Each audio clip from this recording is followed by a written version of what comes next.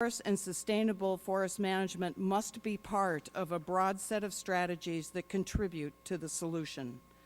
Thank you for the opportunity to discuss these issues with the committee, and I'd be happy to answer any questions you might have. Thank you so much, Chief, for being here at this time. Let me turn first and recognize myself and ask you, do you consider wildfire a threat to public welfare? Wildfire, certainly in the last several years, we've seen an increase in the size of wildfire and the number of large wildfires. We have a graphic. We've seen the number of fires over 100,000 acres increase pretty dramatically since 1990. You can see in this graph here the increase since 1990. The blue diamonds indicate the number of fires over 100,000 acres. Those are the very expensive fires. Those are the very troubling fires. And many of those fires are the ones that we're talking about, like in Southern California, with nearly 2,000 homes burned just in the last week and a half. May I ask, do you think that CO2 emissions are without question contributing to global warming? I'm not a scientist, but I can say that we have measured certainly CO2 emissions from fire. We've measured carbon monoxide and methane, along with other volatile gases, and they should be of a concern to all of us. Well, it's 6 months since the Supreme Court rendered its decision in Massachusetts versus EPA, asking the EPA to make a ruling on whether or not CO2 is a danger, and it has yet to do so, and as a result has yet to have to then make decisions as to what it's going to do about it. So that really does create some problems for us.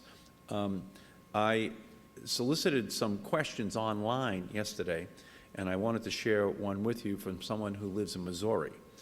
He was concerned that as global warming widens the area subject to wildfire conditions, it could reach into areas of his state and other states that are not used to having wildfires and are ill-prepared to fight them.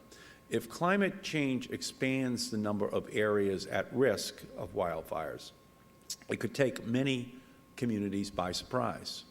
What areas of the country should begin to contemplate wildfires for the first time, and what can be done to educate other communities unaccustomed to wildfires? Well, the Congresswoman from Michigan mentioned the lake states, and certainly we had some pretty active fire in northern Minnesota this summer. The northern latitudes in the boreal forests are experiencing some of the greatest change with climate change, and certainly we need to be paying attention and focus there. The drought across the southeast United States right now in Georgia, Tennessee, Kentucky, South Carolina, we're experiencing drought and fire danger in a way that those communities are not accustomed to in October of a year. The fire that burned out of the Okefenokee swamp this spring and burned so many acres in Florida, creating not only a huge health risk, but certainly destroying a lot of people's livelihoods, burned a lot of private timber, and fortunately when it hit some treated lands, some areas where the hazardous fuels had been reduced, we were able to suppress that fire. But there are communities, not only in the northern latitudes and in the boreal forest, where climate change is most pronounced, or we expect the effects to be most pronounced, but certainly there are communities experiencing prolonged fire seasons that may have been prepared for a 2 or 3 month fire season and are now looking at having to prepare for a much longer fire season. And one final question. Recently, Centers for Disease Control Director Julie Gerberding testified before the Senate on the impacts of climate change on public health. In her draft testimony, she stated that because of climate change, quote, forest fires are expected to increase in frequency, severity, distribution, and duration. The Bush administration removed that statement from her final testimony. Do you agree with that statement? I think we can demonstrate higher severity, larger fires, and certainly over the last 7, 8 years, more frequent fires and a longer fire season. Okay, well, I thank you for that testimony. I now you. turn to recognize the gentleman from Wisconsin, Mr. Sensenbrenner. Mr. Chairman, I ask unanimous consent that my time be given to the gentleman from Oregon, Mr. Walden.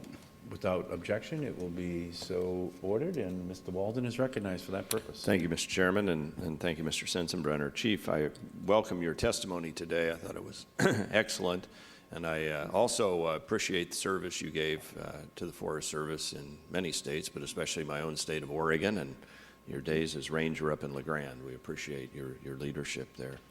I'd like to follow up on several points. There's an Associated Press story out today that says the Southern California wildfires emitted the same amount of carbon dioxide in the atmosphere as that state's power plants and vehicles do for a year.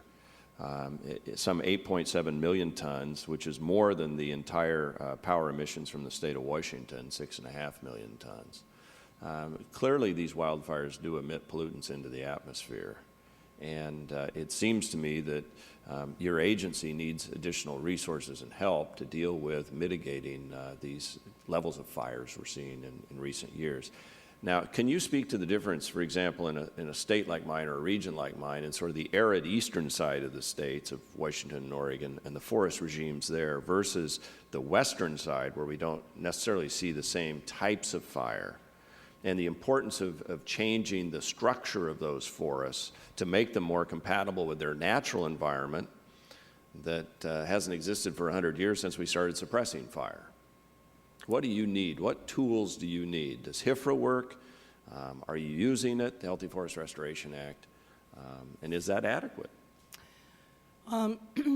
Tools. We are absolutely using the Healthy Forest Restoration Act. Since the inception of the National Fire Plan, all the federal agencies together have treated 25 million acres of hazardous fuels.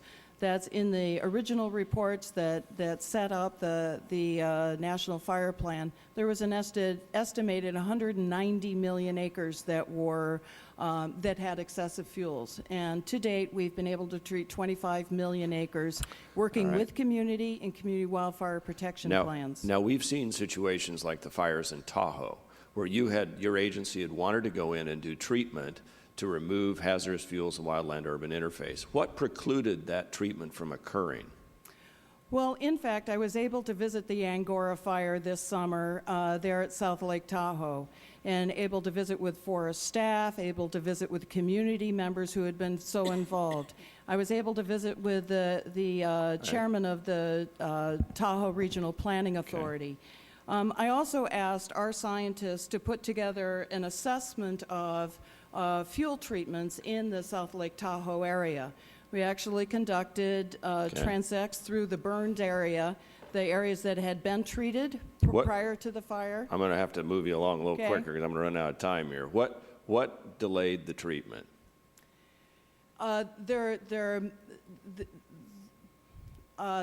There's a lot of very complex agreements in the Lake Tahoe area. There are a lot of complex agreements all over. It's not just Lake Tahoe. But certainly there's a certain amount of social license that will allow a lot of different activity to take place in a forest. And sometimes there are things in the process that can really hold up, prevent, delay treatment of hazardous fuels. And I think we have examples of that certainly all over the West. All right. In fact, didn't they, okay, let me give you an example in my district. A fire that burned this summer outside of Sisters, Oregon, came roaring over a hill, private land and federal, started by lightning, came down into an area that they had been trying to thin since, I think, 2000 or 2001. And that thinning project had been under appeal by different groups or a group. Finally, they had gotten through the court system, and the Forest Service prevailed, and the thinning had occurred. When the fire hit that area that had been thinned, it went to the ground, and they were able to put it out. But it took them years and years and years to fight through to be able to get that thinning done.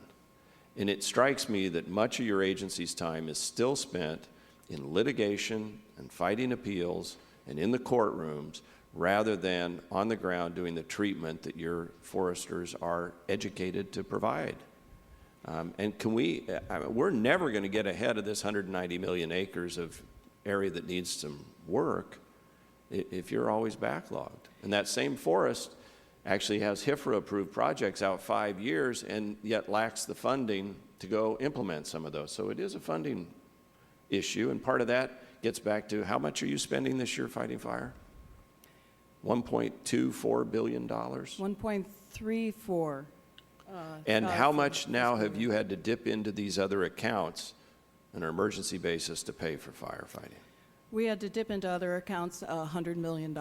And would any of those accounts affect work out on the ground from being done this season? Not those accounts specifically, but the continuing effect when you work those numbers into a 10-year average and then you look at your out-year budget.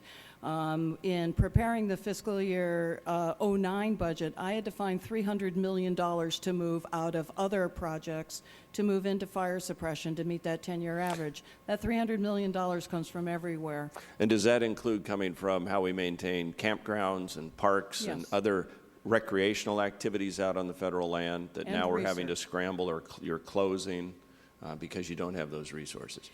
And in fact, it also comes from vegetation treatment.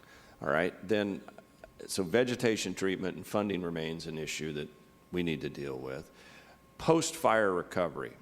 I think Congresswoman Sandlin and Herseth Sandlin and I authored the Forest Emergency Recovery Research Act. It was probably, among other things, providing the biggest funding source ever to enhance the science of post-fire, post-disaster recovery. Now, it passed the House, went up where all good bills go to die in the Senate. I believe we need more research to be done so we get it right, we don't make mistakes. But in the meantime, you have a lot of long-term management practices that you all know what works and what doesn't work. And am I correct that you still have more than 1 million acres of federal forest land post-fire that have not been replanted? That's correct. And this isn't post-timber harvest in your commercial sale program, because that is required to be replanted and, as I recall from the GAO report a year ago, is replanted. So we're just talking post-fire. It's lands like this that go untreated. Now, my understanding on this Egley fire is that there are those environmental community who are telling the Forest Service they won't appeal if you don't harvest more than 19 trees on 140,000 acres. Now, we're still running that out. I heard that But as well. that's what I've been told. 140,000 acres. We've had 500,000 acres in my state burned this year. This is getting out of control. We have to change federal policy, or this place isn't going to get replanted. Now it'll come back naturally. You'll hear that. Oh yeah, don't do anything. You're better not to disturb this. Just leave it the way it is. I would tell my colleagues, nobody else leaves it the way it is. Not private forest managers, not county forest managers, not state forest managers, not tribal forest managers. Only we do this in a tribute to burned and destroyed watersheds and habitat. And I just get sick of it because nobody else does this. I held hearings when I chaired the forestry subcommittee. Tribal nations are even in my state, hauling out burned dead trees while they were still smoldering. Not the best transportation practice, but they admitted to it. The state of Oregon, under one of the most aggressive forest management practices laws in the country, if not one of the first, one of the most aggressive, goes in immediately after fires on their lands and does the rehab work. And how long does it take you to come up with a plan to come in after a fire? Well, if it's not done within the first 3 years, then the value is such that